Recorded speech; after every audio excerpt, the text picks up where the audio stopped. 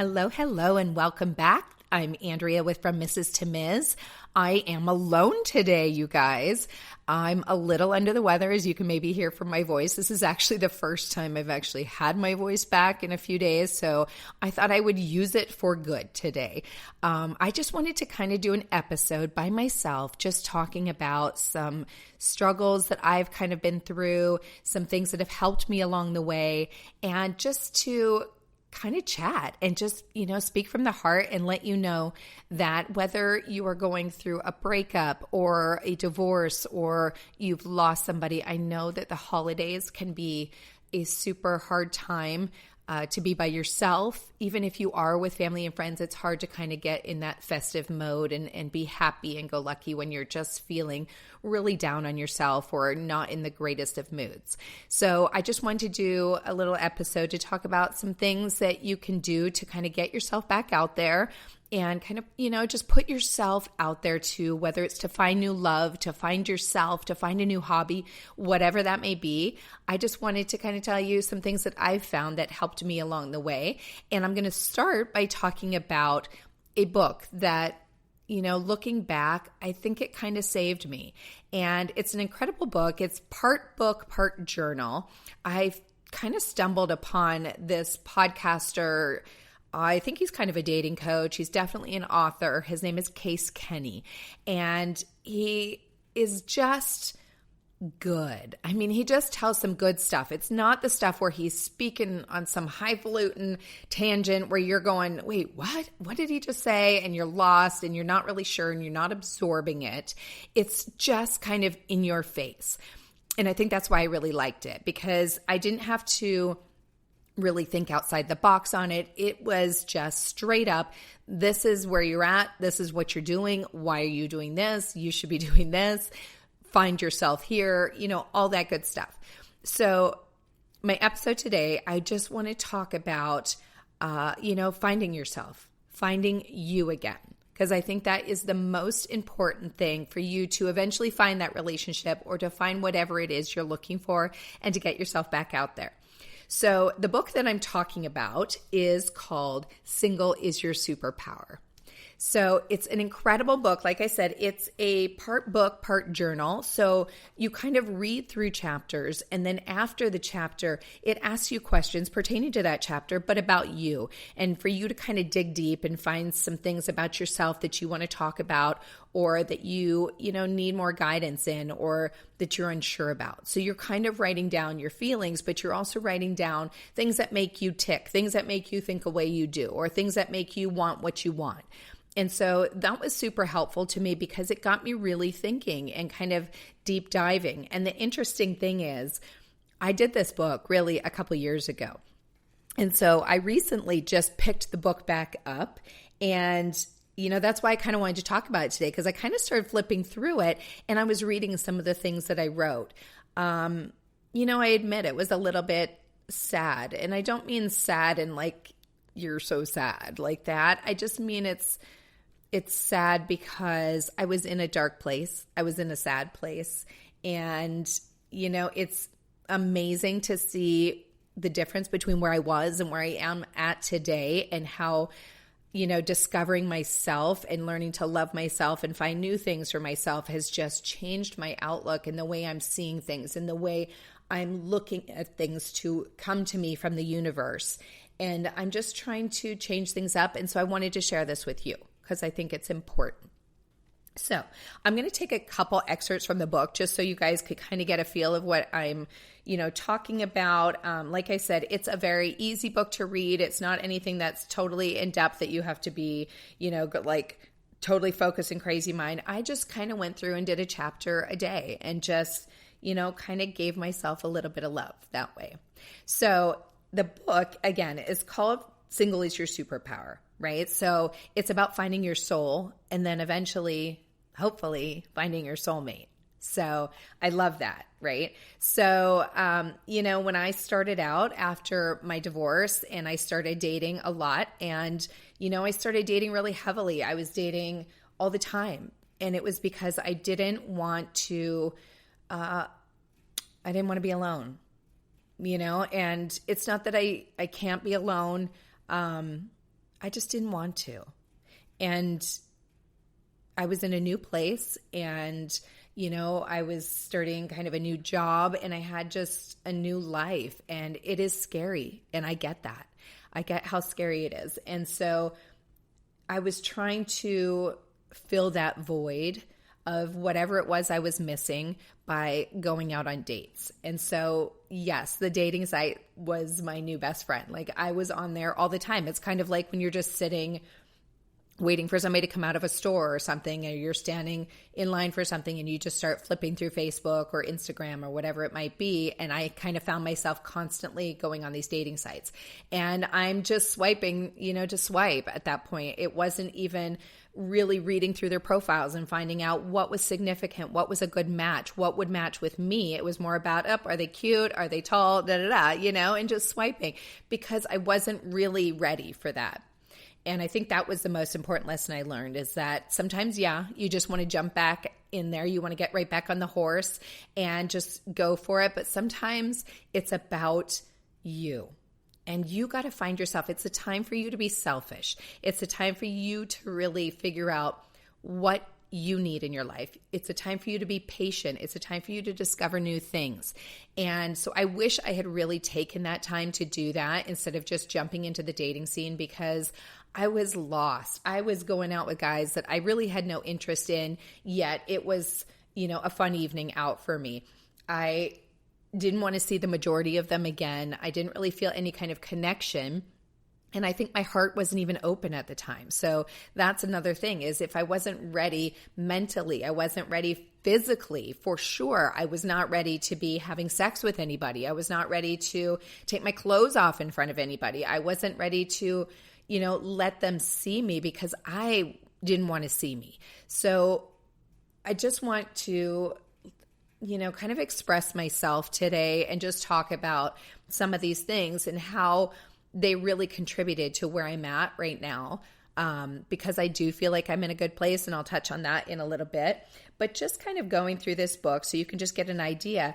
I mean, some of the things that he talked about is really about what you're telling the universe. What are the stories that you're putting out there? I mean, are the stories helping you? Are they positive, or are they in a negative connotation way where you're going to get back what you put out there? Because that's what they say, right? You manifest what you want.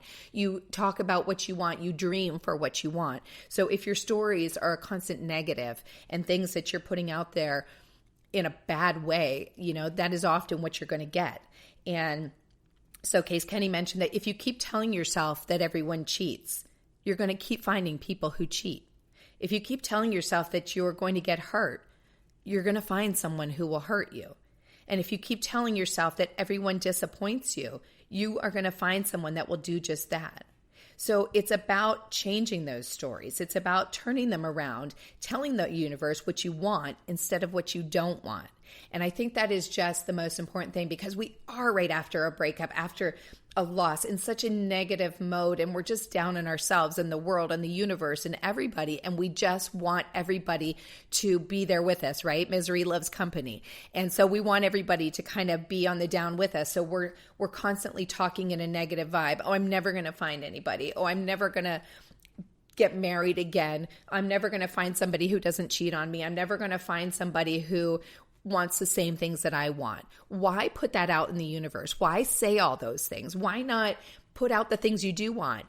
I know I'm going to find somebody that's not going to cheat on me. I know I'm going to find somebody that wants the exact same things that I do. I know somebody that's going to appreciate what I bring to the table, and they know my worth, and I'm not going to have to fight for that. I'm not going to have to tell them what I am and who I am and what I bring. They're just going to know it, because they're going to see through me. They're going to see inside me and inside my heart and my mind, and they're going to go, wow, this is an incredible woman.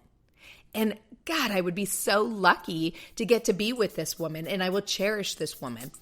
And that's the person you're looking for.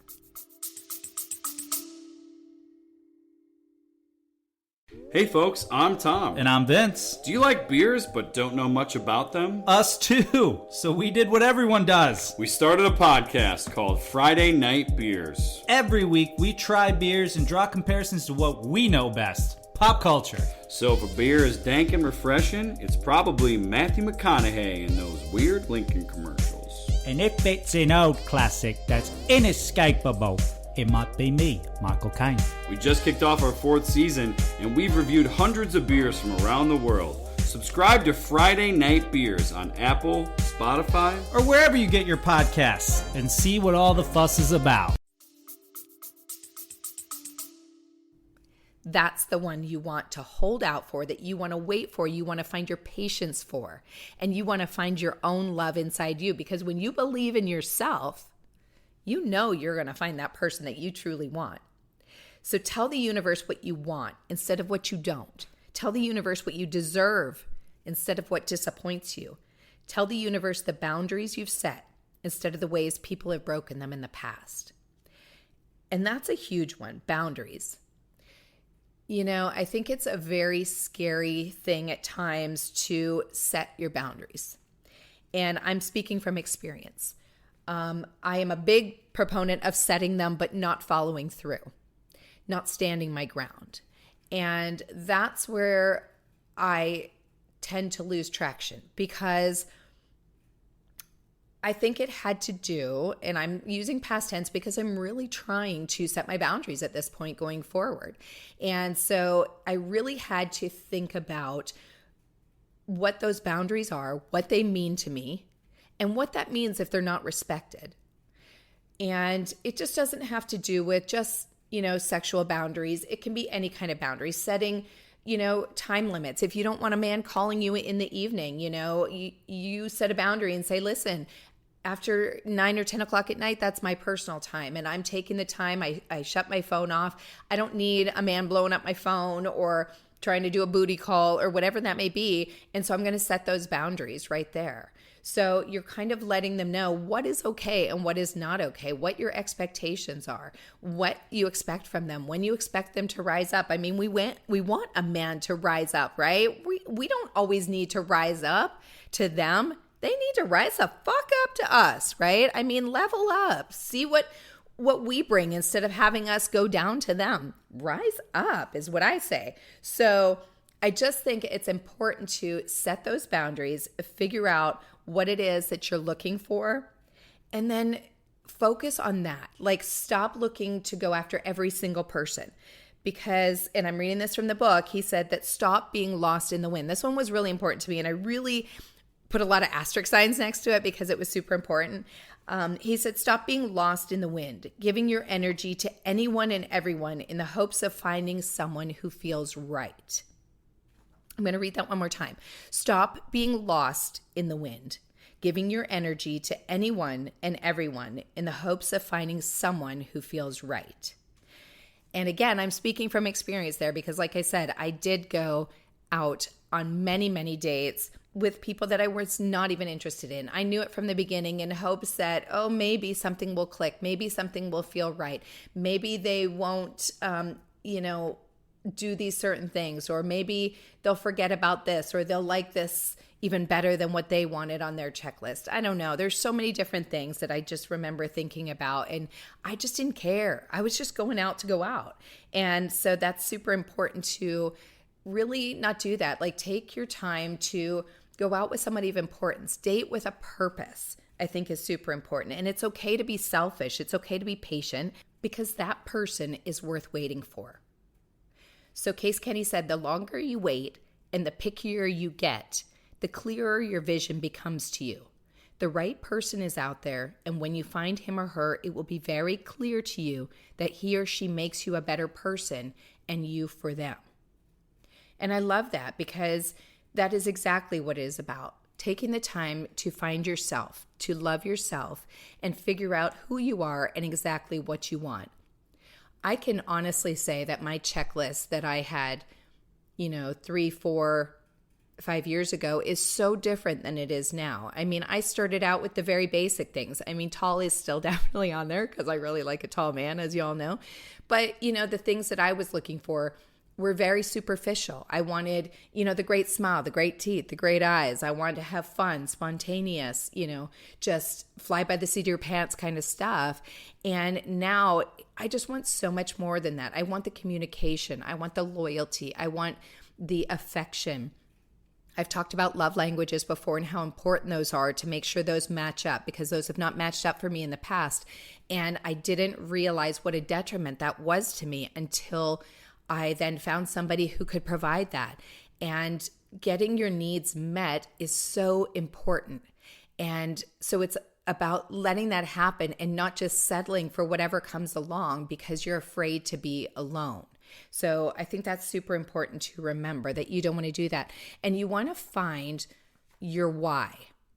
So Case Kenny said that knowing your why is more than just finding someone you get along with, or finding someone you feel comfortable around, or finding someone who makes you laugh. It's more than just listing out a checklist. Know your why, date from a place of purpose, and you'll get there.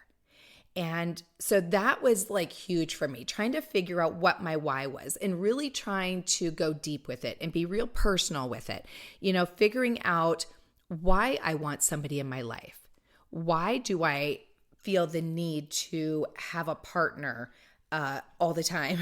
Why do I struggle with being alone? So taking the time to really sit down and answer that question of why. Why do you want these things? And then going out and searching for your person from that perspective, from that purpose, and from that place makes it a totally different experience than when you're just kind of, yeah, hey, I'll go out with you because they ask. Why would you be an important person in my life? What are you bringing to the table that is going to answer my whys?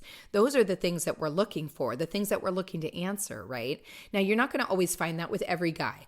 And I'm not saying you can't just go out on a whim. You can't go out and have a one-night stand. Do it. If that's what you want to do. You've been married for 20 years and you're out now and free and you can do whatever you want. I'm going to give you a list in a few minutes of like the top 10 things that I think you need to go do once you've come out of these situations and you've had your time to sit in your grief and you've had your time to mourn the loss, whether it is a true loss of someone passing, whether it's a loss of a husband or a wife or a partner, or the loss of a pet. It doesn't matter. Any of it is still a loss, and even could be a loss of yourself if you found it, you've truly lost yourself somewhere along the way.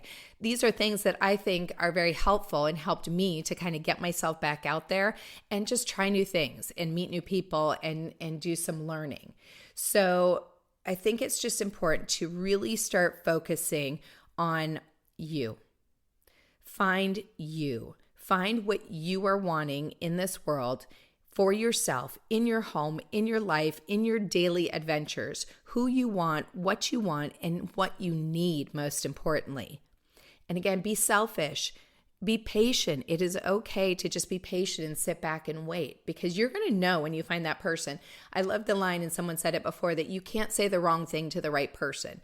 And that has stuck with me for a very long time, because I feel it is so true, because we're often afraid to say certain things or talk about certain things with someone and just voice our opinion. And we tend to morph to be in the way of a partner, a boyfriend, a girlfriend, a husband or wife. We tend to do that, and we tend to clam up, and we don't want to say anything because we don't want to rock the boat, or we don't want to cause, any kind of conflict. And so we sit back and we just kind of let things be. But in my opinion, and listening to that great saying, if you can't say the wrong thing to the right person, that speaks volumes to me, because I think it's huge, because it's true. If it's somebody who loves you, somebody who believes in you, somebody who knows you and wants to know you even more, they're going to listen to those hard times. They're going to listen to anything that you have to say. And it may not be what they want to hear, but they should understand it. Yeah, it may cause conflict, but not in the way maybe you think it's going to cause. So I think that it's okay to figure out, what you want and say those things and be open about it, because it's more about, becoming somebody than it is about finding somebody. And that is what I read that Case said. When you start focusing less on finding and more on becoming, you'll notice that the kind of people you always used to date but always ended up having issues with, well, they suddenly aren't on your radar anymore. And I love that, because that has been something that I've done. I've often tried to become who they are. Like I said, morphing to become who somebody else is. And, when you sit back and you really start working on yourself and figuring out what it is you need, I think those people kind of just disappear because they're not on your level anymore. They're not rising up to where you are, right? They're staying content where they are. They're staying complacent, and they just want to stay in a place of safety, and they don't want to grow, and they don't want to learn, and they don't want to become better and love themselves. And so they eventually just disappear because you rise up, right? And they are not there with you, and you're looking back, and you don't want to be in that place anymore. So you're just looking straight ahead. And I think that's the most important thing, is focus on where you're headed and where you're going and not looking back. Don't look back at the person who wasn't going to communicate with you and meet your needs and fill your tank, because that's the worst thing, is to consistently fill somebody else's tank, whether you are giving, and they just keep taking. And all of a sudden you look down and your tank is empty and you are exhausted because they've never refilled your tank, yet they are full. Their tank is full over there, and they are riding around, and they are excited because they found somebody that is there to just fill them up and make them the best person they can be. Meanwhile, you are sitting there like, what the fuck just happened? Why am I all alone? Why do I feel so empty? Why is nothing being done for me? Why are none of my needs being met? So I wanted to come on here today and talk to you about all this stuff because it's just been kind of eating away at me and things I've been thinking, and as I'm growing, as I'm learning, and I really, really am. Like I said, my checklists have changed for the things that I'm looking for. I'm not out every night on a date. I'm really not. I'm sitting by myself. I'm enjoying the time by myself. I'm learning about myself. I'm working on new projects. I am cleaning out my closets. I am finding new friends. That is amazing, to find new friends to do things with. I am loving that. I am cherishing more the times with my girlfriends than I am with a man. Well, the wrong man. And so that is the key. I mean, if it's the right guy, heck, I'm there. I like it. I still like hanging with men, and I want to go out with men. But I'm not wasting my time on ones that are not right for me, and I know it right off the bat. Sometimes you don't know. Sometimes you don't know until you get there and you see, but everything is a learning step. You kind of realize, okay, that guy wasn't for me. And maybe when you do go out on a date, keep a journal. Ask yourself, why? What is your why in that date? And did he meet that for you? And then make notes after your date. Like, what did you like about him? What didn't you like about him? Are these non-negotiables? Is this something that you could get past? Is there something that you see a future with? Like, what is missing from your checklist? Make those notes, find things out and keep them, because looking back in that Single is Your Superpower book is awesome because I get to see my growth. And I think that's really cool. So I just wanted to kind of share that with you. You can find the book anywhere. I got it off of Amazon. It's an awesome first start. He's actually got, I think, 3 or 4 right now. I have 3 of them. I still need to get one more because they are really cool just to read as a progression and to look back on. And, it might even be fun to go back through that book, since I'm not in a relationship now and I am single, and write it from a different perspective. Keep my own journal and answer the same questions today and see where I'm at as opposed to where I was 3 or 4 years ago when I completed that. So I think that would be a really cool growth. But before I leave you today, I said I wanted to give you guys like 10 things that I think are huge to help you rediscover you after any kind of tragedy in your life or breakup or whatever you may think. Even if it's a good breakup, it doesn't always have to be a bad breakup. Maybe you knew this was a right decision for you. It was amicable, mutual, and you guys are both going your same way, but you're still going to go through those little periods of grief and sadness and loneliness and emptiness when you don't have them around or things aren't going exactly how you expected them to go. You'll want to kind of step back and fall back into that place of safety. And so if that's not the right place for you, I implore you to keep moving forward and don't look back. I think there's value in your future. And, I think the past just needs to be left in the past.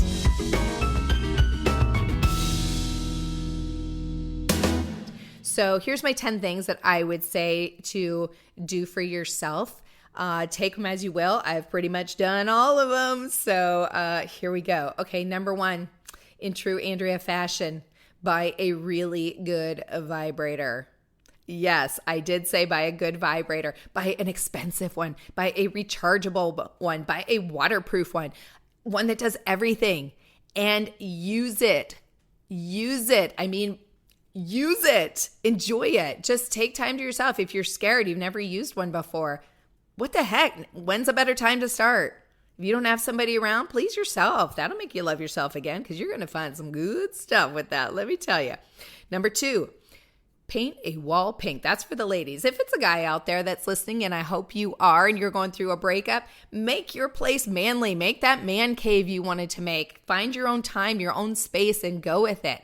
But if you're a girl, paint a wall pink or change things up. Make it very girly and fun and light, and get rid of that masculine negativeness within your home if you have that, and change it out and get a new lease on life. Like, look at it differently with a different, fun, flirty perspective. So I love that.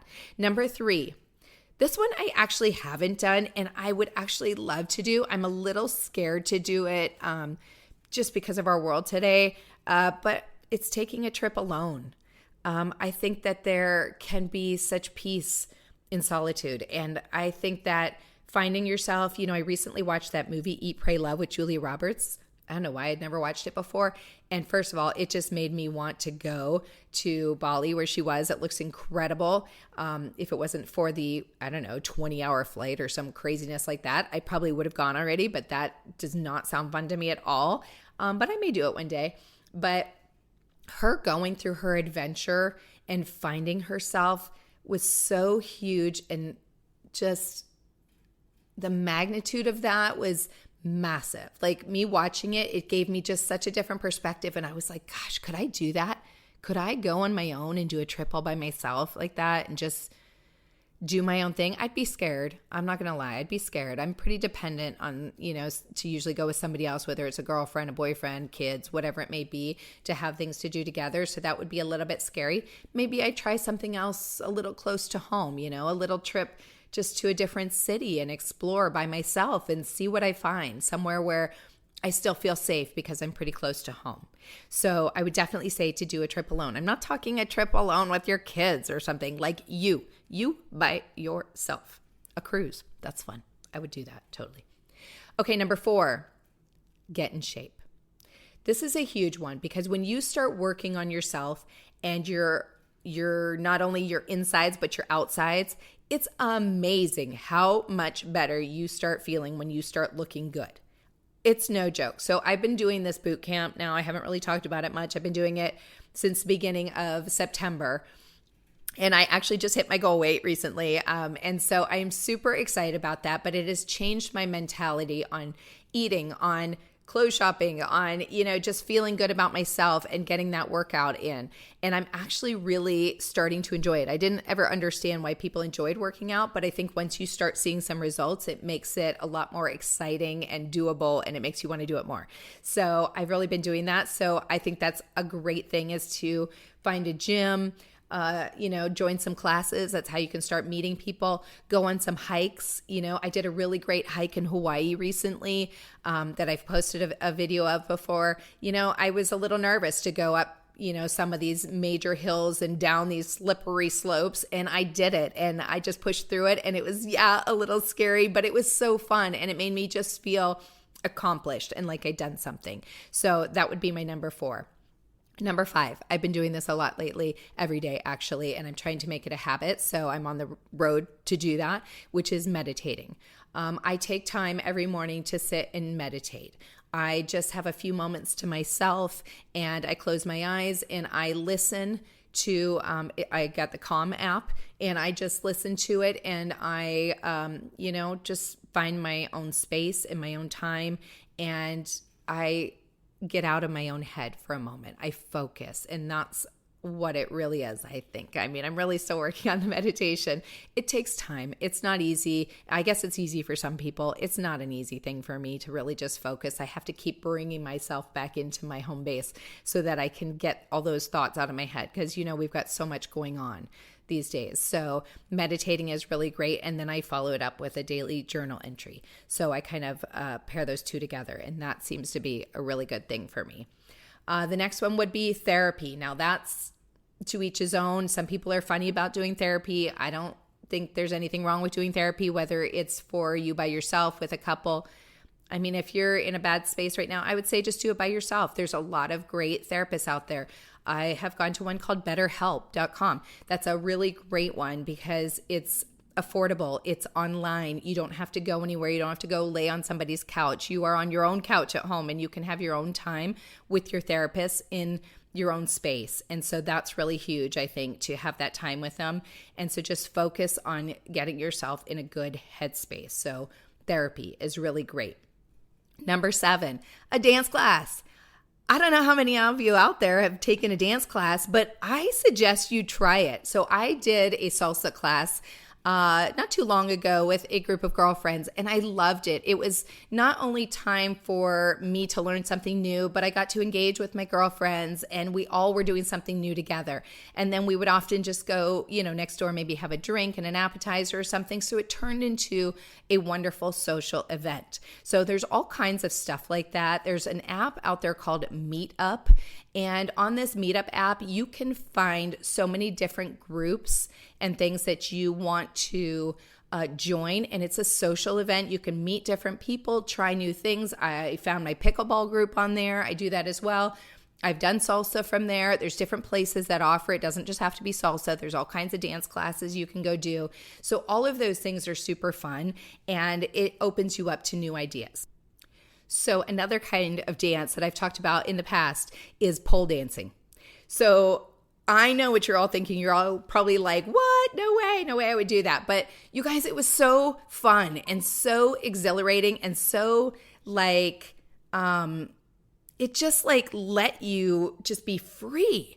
And the class, and I am actually trying to have that instructor come on as a guest one time just to talk about it because it was really wonderful the way she talked to everybody. Everyone was in there, all different shapes and sizes, all different experience level, and we were all just there for each other. And she really had you open up, and it was about finding your inner goddess and about finding who you really are inside and finding that sexuality even. You may not even know you have that.